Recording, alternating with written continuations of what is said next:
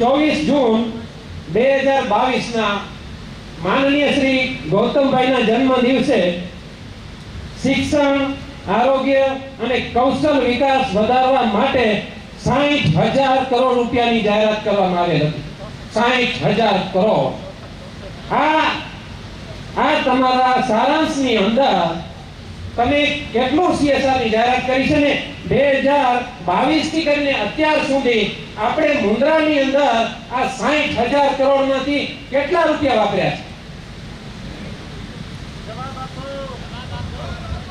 એ જે 60,000 કરોડની જાહેરાત કરવામાં આવી હતી એ અને મુન્દ્રા એ બંનેના CSR કરોડ છે, એ ફિલાન્થ્રોપિક છે. અને આ જે છે CSR છે અને 25 વર્ષમાં આપણે લગભગ મુન્દ્રામાં 172 કરોડ રૂપિયાનો ખર્ચ CSR હેઠળ કે જે 2% અધિનિયમથી આવે છે એ રીતે કરવામાં આવેલ છે.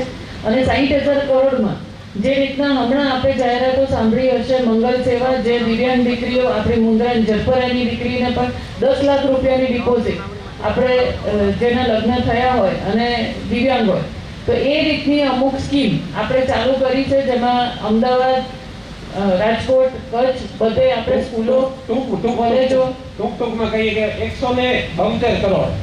બરોબર? ટૂંકમાં આપણે નકા ઘણું લાંબુ થઈ જશે.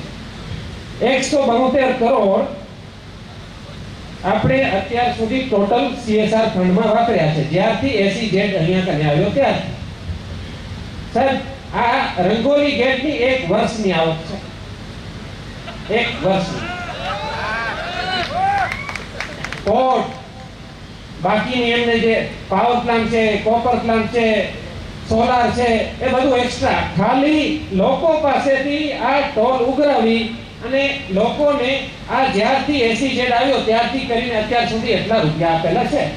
આ એમના આંકડા માન્ય તો. અને એમાં પણ ઘણું બધું એવું છે કે CSR ફંડ આપણે જાણીએ છીએ કે કોને મળે છે, ક્યાં જાય છે, એ બધું આપણે જાણીએ.